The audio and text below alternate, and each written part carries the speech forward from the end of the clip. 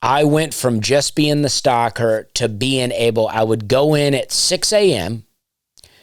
I would wake up at 5 a.m. and I would get high.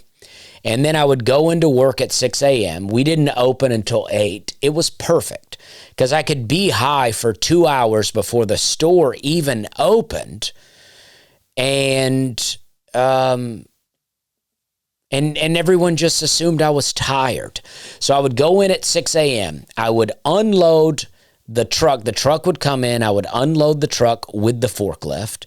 I would check everything in with the little scan gun that they had. So I would make sure all the inventory was there that was supposed to be there. And then I would load it all onto carts. And then I would assume my role as the stocker, and I would stock all the products that I just checked in. Meanwhile, I would also help people with furniture. If they wanted to buy a desk, I would show them the desk, and then they would say, okay, I want to buy this desk. So I would go in the back, and all of these, with the forklift stuff, there was always supposed to be 2 people. There was one person to drive the forklift and lift it up, and then there was supposed to be another person to ride that up to get the furniture. But we were so short-staffed that it would take forever if I had to wait on someone. So I would go and I would drive the forklift to where the furniture was at. I would lift it way up to the top of the shelf, and then I would leave it there. And then I would climb the shelf up to where I needed to get the furniture. I would push the big heavy piece of furniture onto the lift, and then I would climb back down. I would lower the forklift, load the furniture onto a cart, push it up to the register where I would then ring the customer up and then take the furniture out to the car for these people. I was a one-man show. The only thing I couldn't do was run the copy and print center, but I could help some with some of that stuff. I was doing all that. And when I got my review, I got a 10-cent raise. I went from making, $7 an hour to $7.10 an hour. That was the kind of raise I got for the amount of work I was able to do for that store. And Roger, who was the receiving manager, I always got along pretty well with Roger until he became the floor manager. Because when he was the receiving manager, he wasn't up in my business. But now Roger's working on the floor, and we would have to, there would be boxes in the overhead directly, like say you're on the pen aisle. Every pen that you see on the shelf, things are a little different now, but back then, everything you saw on the shelf, everything had a SKU number.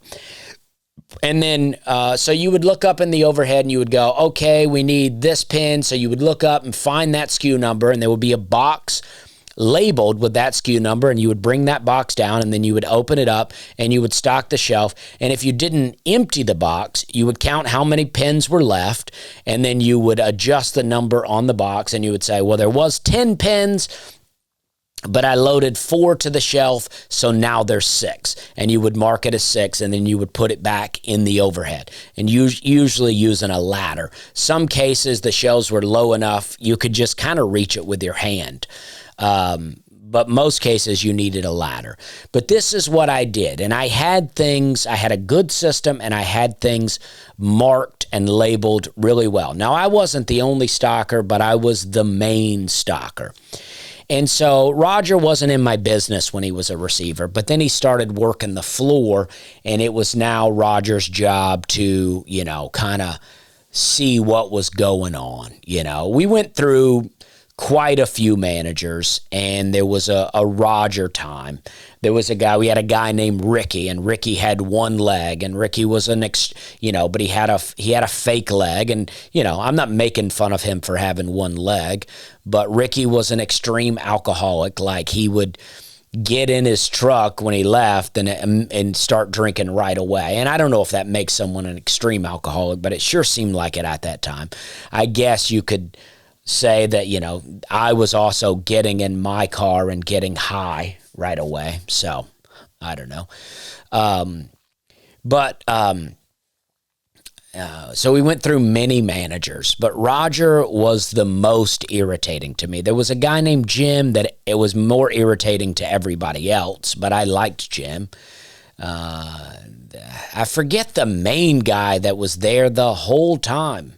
He's the guy that was my mom's friend, that Charles was his name. He's the guy that hired me, and then Mark was the store manager.